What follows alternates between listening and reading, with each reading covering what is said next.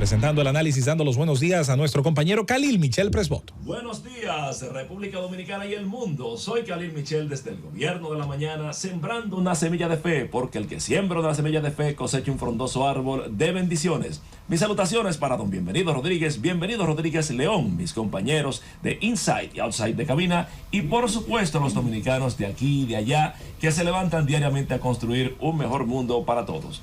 Quisqueyanos, antier escuchaba una conversación muy interesante entre mis compañeros, específicamente Felipe Romero y Julieta Tejada, sobre la intención de aprobación por el Congreso Nacional de esta pieza legislativa que procura dar estatus migratorio legal a quienes han sido víctimas de trata de personas.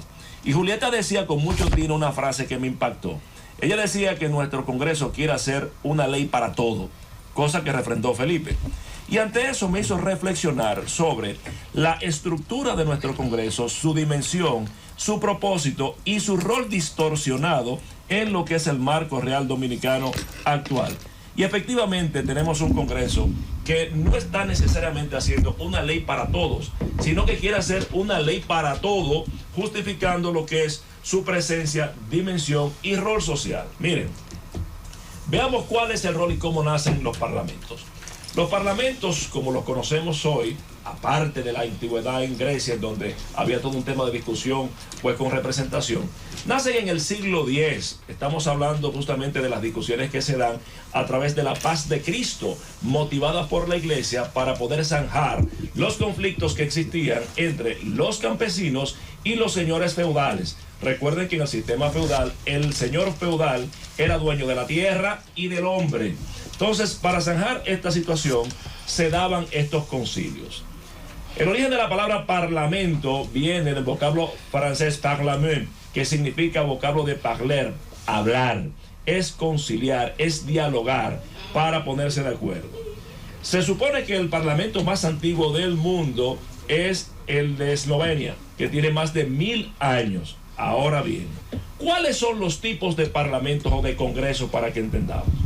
Existe la modalidad unicameral y existe la modalidad bicameral. Unicameral es la que tiene una sola cámara en donde se concentra el poder legislativo. El bicameral, como es el caso dominicano, tiene dos cámaras, en este caso Cámara de Diputados y el Senado de la República.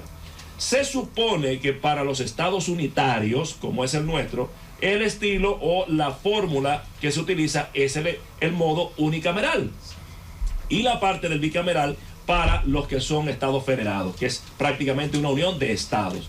En unicameral, por ejemplo, Nueva Zelanda, Israel, Dinamarca, Portugal, y aquí en América Latina, Costa Rica, Ecuador, El Salvador, pues concentran en esta parte.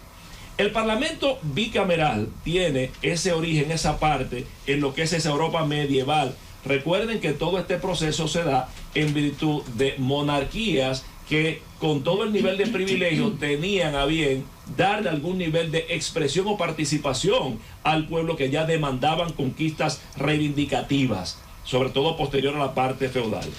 El que más puede graficar eso es el Parlamento, pues, de Reino Unido, en donde tiene un Congreso bicameral, en donde tiene la Cámara Alta, y ahí empiecen a notar el porqué de Cámara Alta, porque era la Cámara de los Lores. Los miembros de esta Cámara Alta eran seleccionados por la corona, por el rey, y eran los nobles, la iglesia y los estados de alto nivel. Está entonces la Cámara de los Comunes, que es abajo, la baja, de ahí que viene el nombre de Cámara Baja, porque era la gente representativa de la ciudad, que no tenía el rango de la nobleza para poder detentar esa condición. La supremacía de las cámaras se presenta en este sistema monárquico. Y no quiero ni siquiera extenderme mucho con el tema del Parlamento francés, que posterior a la constitución de los 3 estados viene y separa esa asamblea constituyente, en donde usted tiene que los jacobinos, que eran la gente del pueblo que se reunían en el convento, se sentaban a la izquierda, y estaban los girondinos, que eran los de la región de la Gironda, que eran los burgueses, se sentaban a la derecha. De ahí es que viene que la política socialista es izquierda y la de derecha, conservadora, que tiene que ver con las tenencias y los capitales, a la derecha. Sin embargo, en Estados Unidos, que es un sistema federal presidencialista, todo nivel de privilegio se rechazó en la constitución de ese Congreso bicameral. Y lo que se tiene allí es una representación de los estados y del tema poblacional, en donde, por ejemplo, James Madison establecía la bicameralidad como un mecanismo de contrapeso del propio poder legislativo, teniendo dos instancias de aprobación congresual.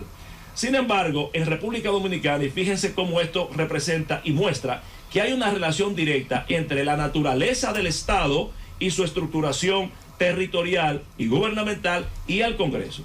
En República Dominicana, en nuestra primera constitución y en la primera república, 1844-1861, tuvimos un primer Congreso bicameral, en donde había un Consejo Conservador, que era compuesto por 5 miembros, y teníamos un tribunado que fungía como Cámara de Diputados. De ahí es que viene el nombre que a los que postulan en el pálpito, en la Cámara de Diputados, ante un atril o un micrófono, le dice: caramba, Mendoza, pero usted es un tribuno.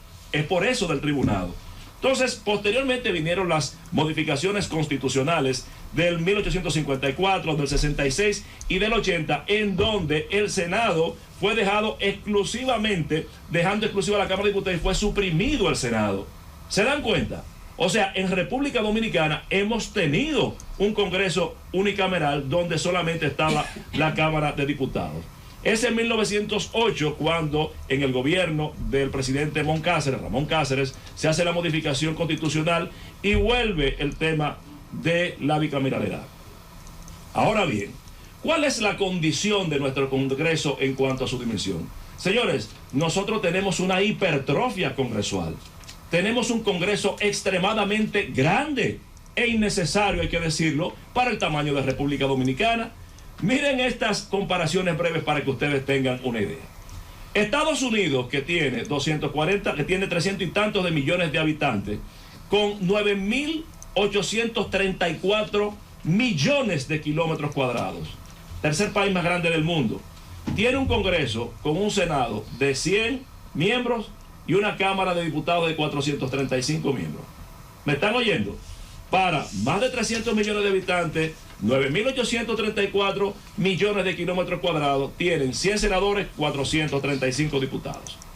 Brasil, que es el quinto país más grande del mundo, más de 220 millones de habitantes, tiene 8.516 millones de kilómetros cuadrados y tiene un Congreso con un Senado de 81 senadores y 513 diputados. República Dominicana, 10 milloncitos de habitantes, que somos un pueblo inmenso en corazón, en alegría y en grandeza, pero somos 10 millones de habitantes en apenas 48.000 kilómetros cuadrados y tenemos un Senado de 32 senadores y 190 diputados. Debemos ser proporcionalmente uno de los congresos más grandes del mundo, con un alto costo para nuestro país. Entonces, ¿cuál es el dilema actual de nuestro Congreso?